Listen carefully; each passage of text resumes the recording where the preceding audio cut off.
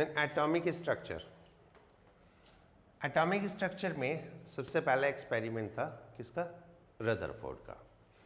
Rutherford ने एक gold foil लिया, उस गोल्ड फॉइल पे अल्फा पार्टिकल्स को बॉम्बार्ड किया।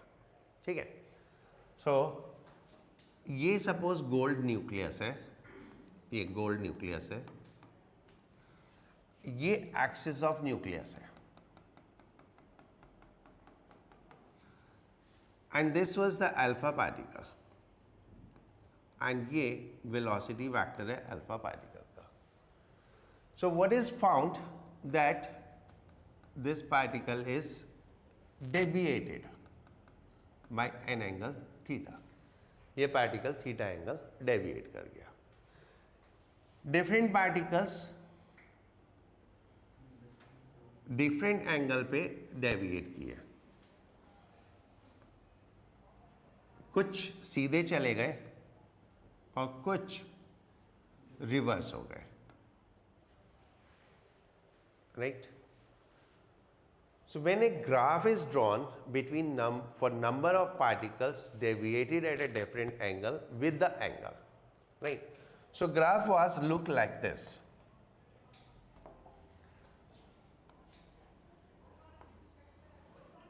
It was like this,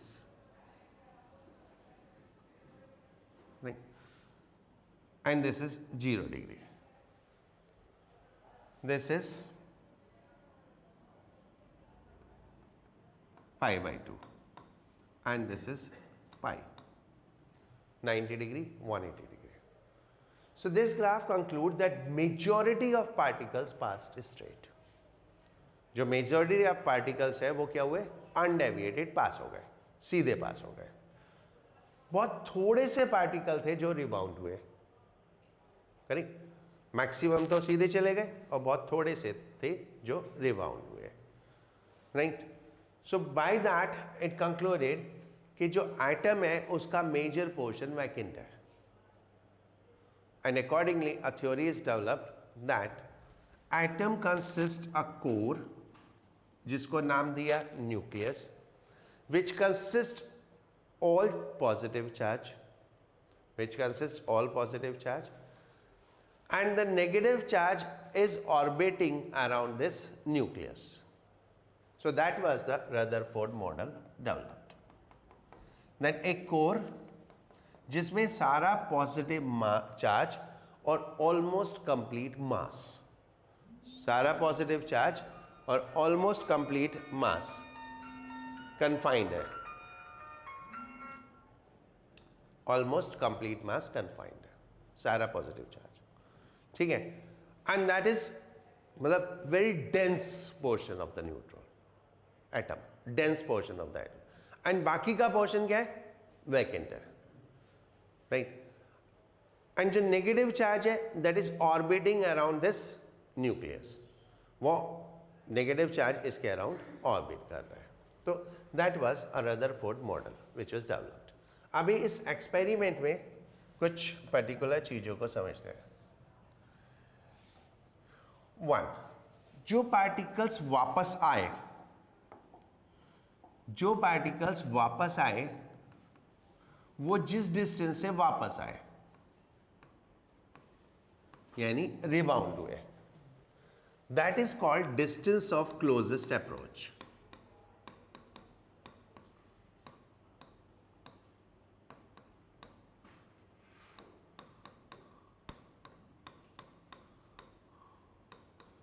That is called distance of closest approach. Okay. Then alpha particle का एक्सिस से जो डिस्टेंस है, that distance is called impact parameter.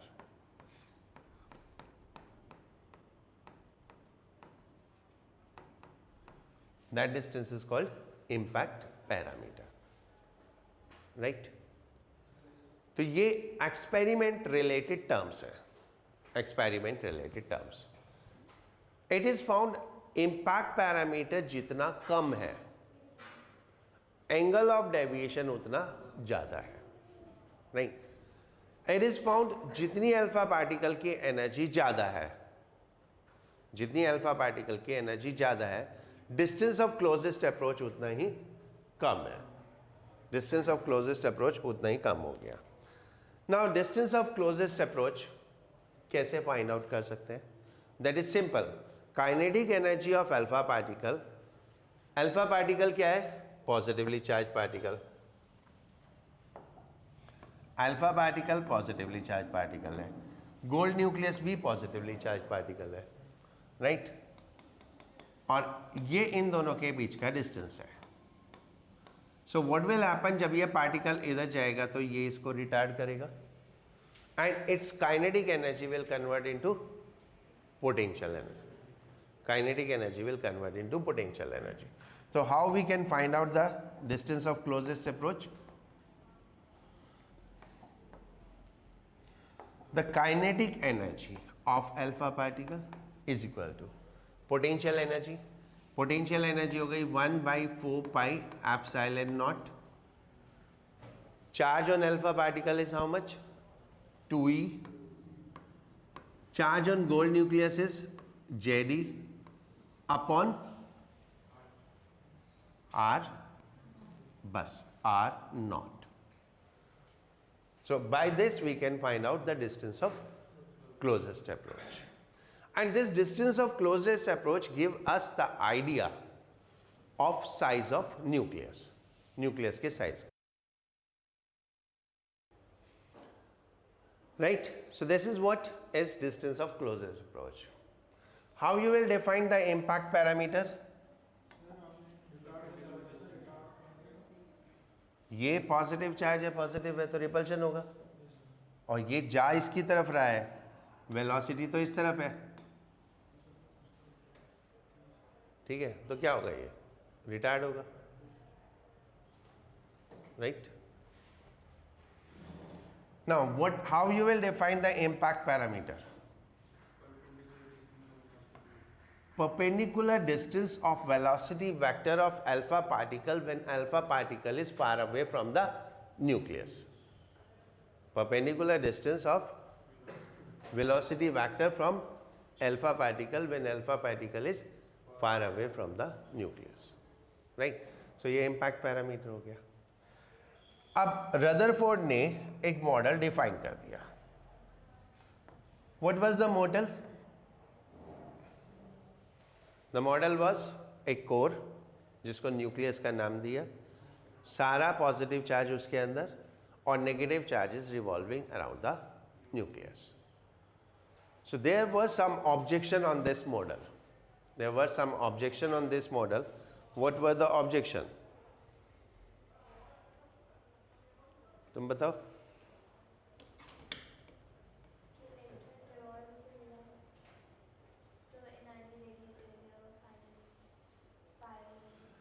Right.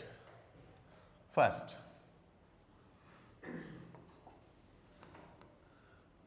revolving electron means accelerating charge. Circle में है तो acceleration होगा, and that is centripetal acceleration, right? Circle में होगा तो एक्सेलरेशन होगा, and that is what?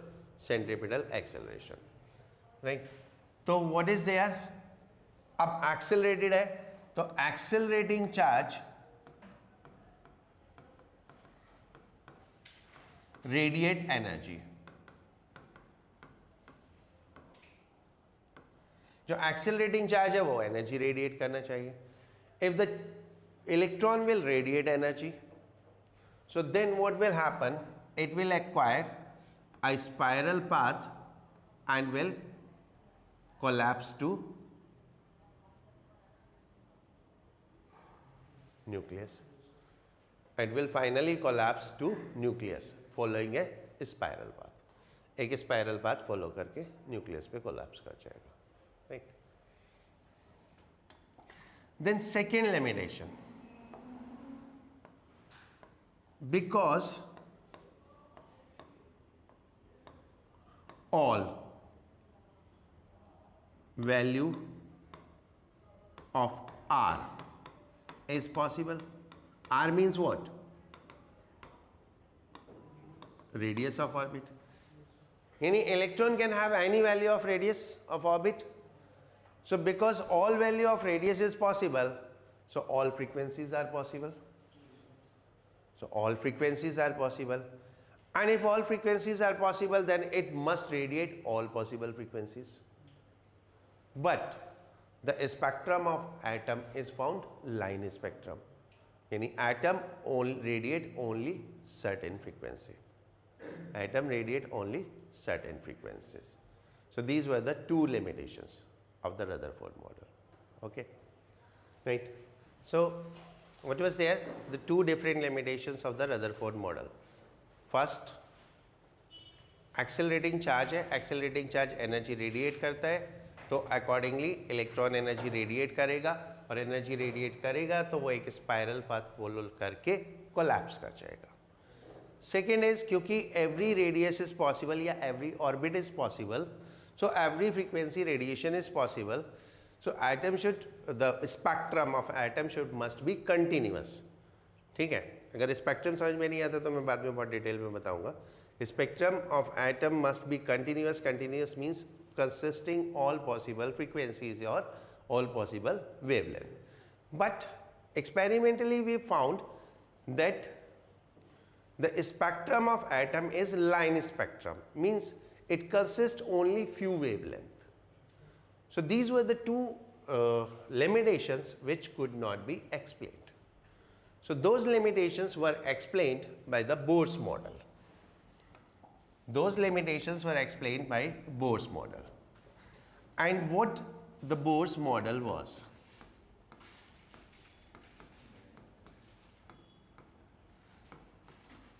Basically, the Bohr's model was same, right? The Bohr's model was single electron model.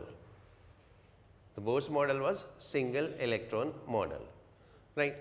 So, according to Bohr's model, electron can revolve only in those orbits in which they do not radiate energy, and those orbits are given name as stable orbit. So that was the theory of stable orbit.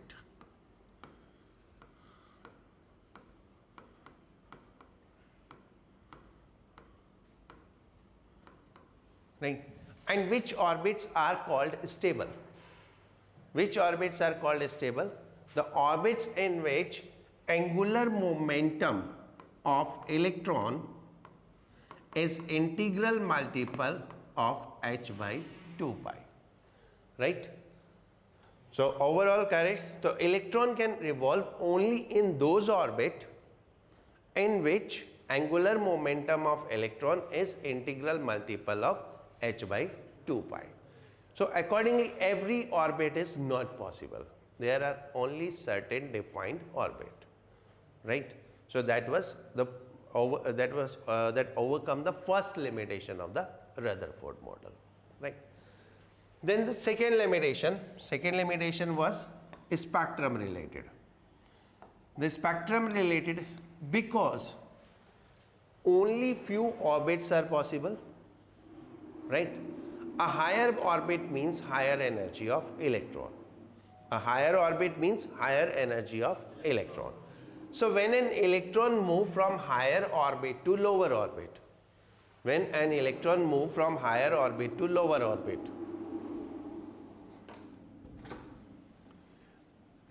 that difference of energy is released in terms of radiation. So that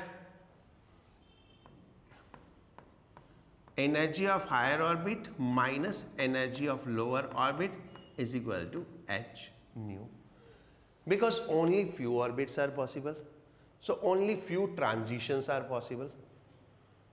सिर्फ कुछ orbit है तो सिर्फ कुछ ही transition possible है, और कुछ ही transition possible है तो कुछ ही पर्टिकुलर फ्रीक्वेंसीज या कुछ पर्टिकुलर वेवलेंथ पॉसिबल है,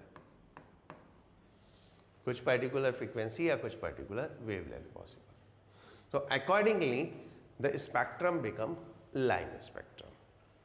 Okay, is it clear? कुछ पूछना है इसमें? नहीं. Now अब calculations, कुछ calculations according to Bohr's theory, right?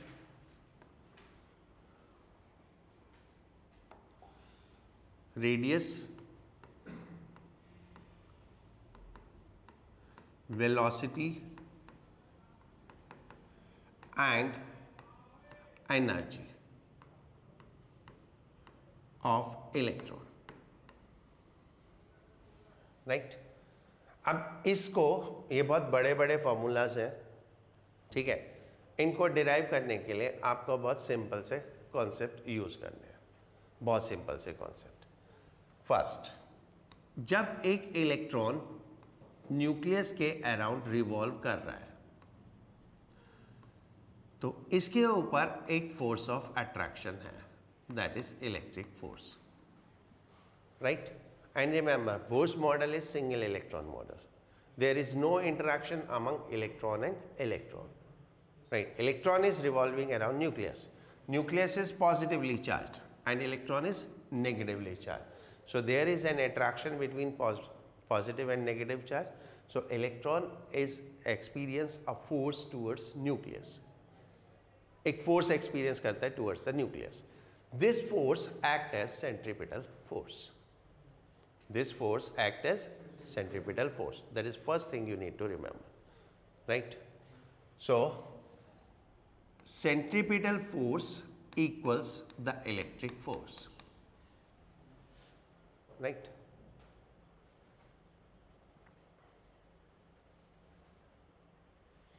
Now centripetal force is m v n square upon rn.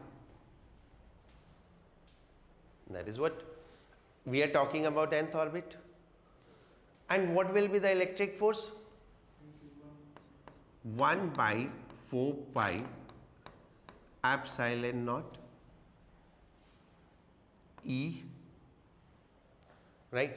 अगर हम हाइड्रोजन लाइक एटम की बात करें तो E स्क्वायर हो जाएगा, राइट? और अगर जनरल आयनाइज्ड एटम की बात करें तो ZE हो जाएगा। तो हम क्या करते हैं, ZE ले लेते हैं, बाद में फॉर हाइड्रोजन लाइक एटम हम क्या करेंगे, Z इजिकल टू 1 रख देंगे, राइट?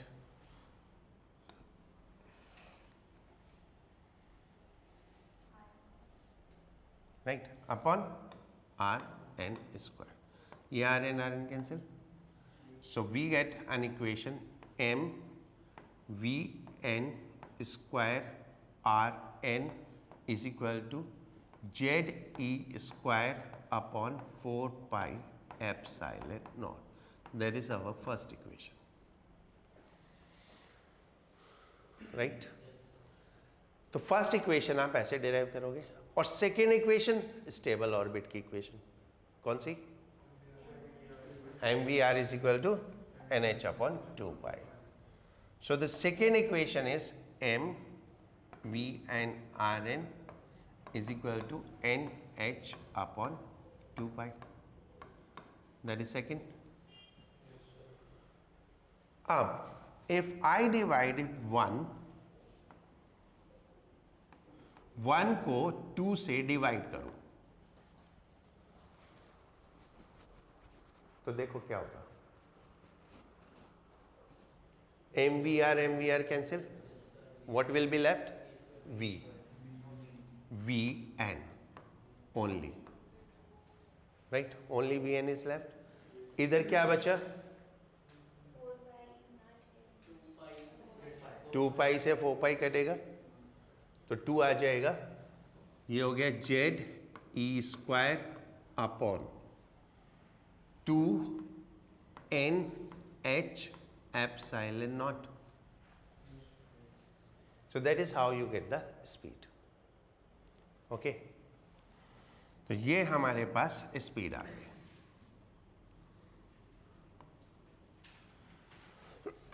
अब क्या करो, इस v की वैल्यू यहां रख दो तो आ जाएगा, right?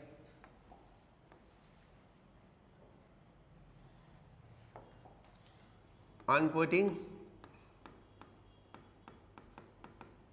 value of Vn in equation 2 क्या होगा, m, ये m क्या है, मास ऑफ इलेक्ट्रॉन है ना, Vn की जगह क्या आ गया, e square upon 2NH epsilon not Rn is equal to NH upon 2 pi, right? सब कुछ ठीक है ना? दिस 2 कैंसिल, तो Rn is equal to n square h square epsilon not z e square pi and then m, that is mass of electron, है ना? So this is how you get R. Radius आ गया, ठीक है? अब ये फॉर्मूले मुझे तो याद रहते नहीं है, तुम याद कर सको तो that's up to the you, but हाँ मैं इससे एक चीज जरूर डिराइव करता हूँ, velocity is inversely proportional to n and radius is directly proportional to n square. तो ये कुछ कॉन्सेप्चुअल क्वेश्चंस को करने में काम आता है, ओके? नाउ एनर्जी, एनर्जी क्या होती है?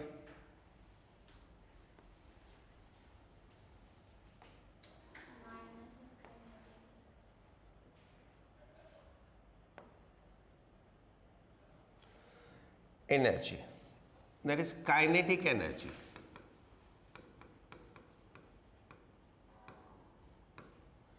K is equal to half m Vn square. तो Vn की वैल्यू ये है, तो कितना आया? Half m। Vn कितना है, स्क्वायर कितना है? Z square e to the power 4 upon 4 n square h square epsilon not square, right? ये 4 और 2 मिला के 8 कर देते हैं, okay? So that is the expression for kinetic energy. बहुत मुश्किल है क्या? नहीं, सिंपल मैथमेटिक लगाना है, इधर से उधर रखना है। Now potential energy, how much is potential energy?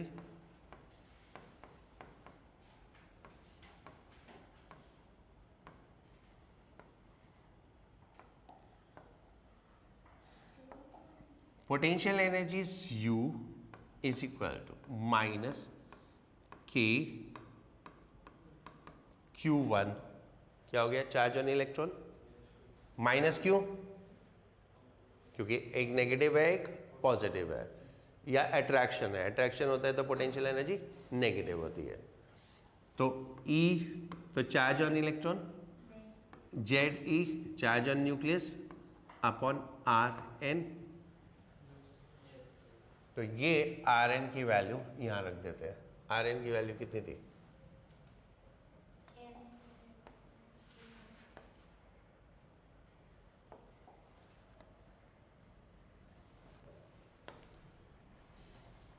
ये थी Rn की वैल्यू, है ना?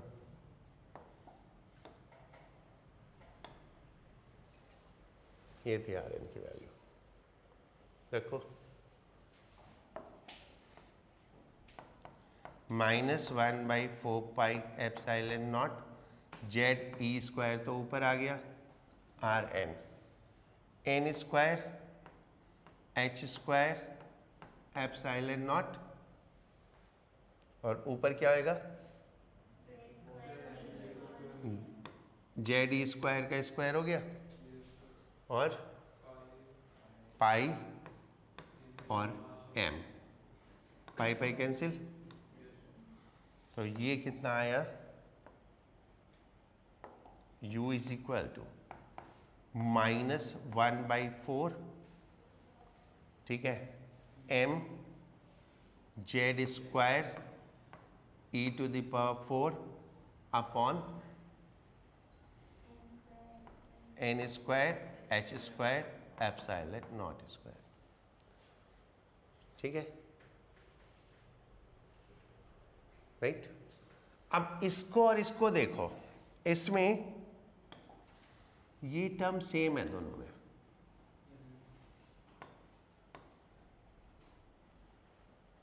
ये टर्म दोनों में सेम है। तो total energy that is also called as binding energy of electron, है ना,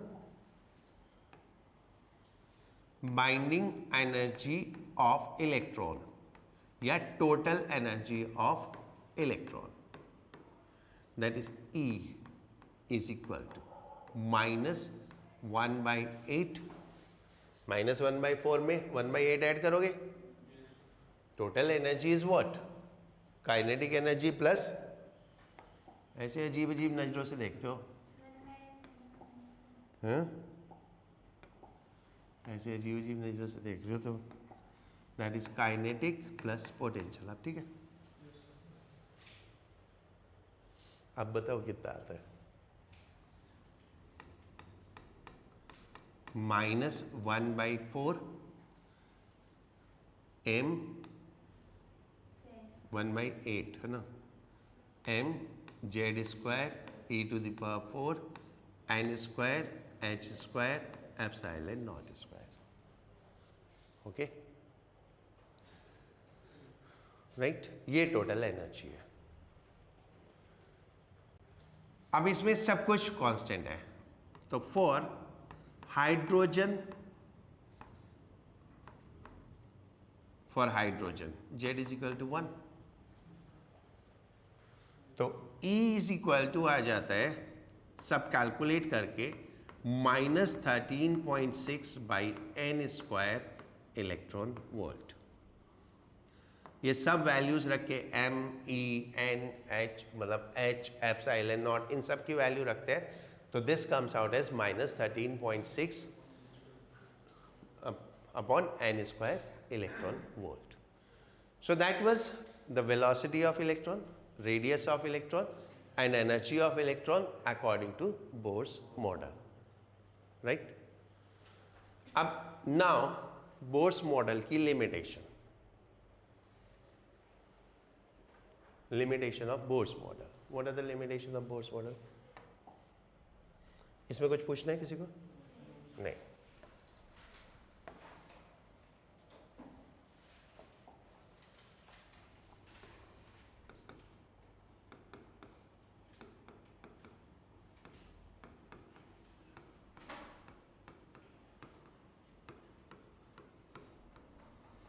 First, valid only for hydrogen-like atom. Bohr's model is valid only for hydrogen-like atom, यानी single electron atom. इसमें इलेक्ट्रॉन इलेक्ट्रॉन इंटरेक्शन कंसीडर नहीं है। अगर हम electron electron का interaction consider करेंगे तो एनर्जी 13.6/n² नहीं रहेगी, right? So that is the first limitation of the Bohr's model, that it is for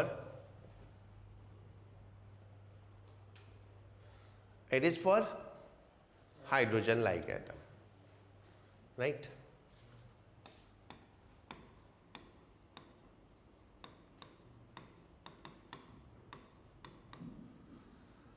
The second limitation, it explains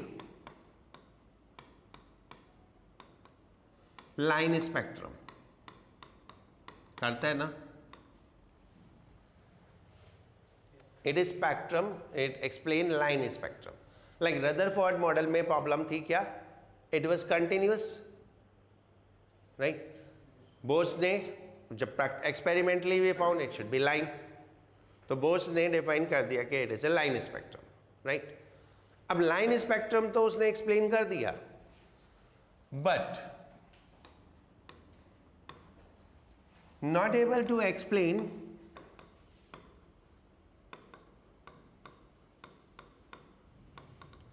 why particular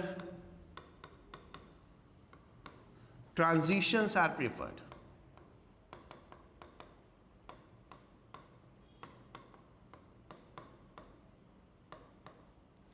Why particular transitions are preferred, right? अब यहाँ पे particular transitions are preferred का meaning क्या है? Atomic structure में line spectrum होगा, lines means different colors. Say for example we assume it emit 5 different wavelength, 5 different wavelength है. So we will find one of the wavelength has high intensity while other do not have that much intensity. अगर किसी wavelength की intensity high है तो मतलब वो वाले transition ज़्यादा हो रहे हैं, राइट, और दूसरे ट्रांजिशन कम हो रहे हैं. For example if I take ये 4th ऑर्बिट, ये 3rd ऑर्बिट, ये 2nd ऑर्बिट, ये 1st orbit, how many transitions are possible, यानी how many ways are there, possible ways so that electron come from 4 to 1. कितने possible है? 1. It is straight jump from 4 to 1. That is one way. Second, it jump to 4 to 3 and then 3 to 1. Right? Then it jump 4 to 2 and then 2 to 1. Right, और कौन सा possible है? 4 to 3, 3 to 2, 2 to 1. So how many lines are there?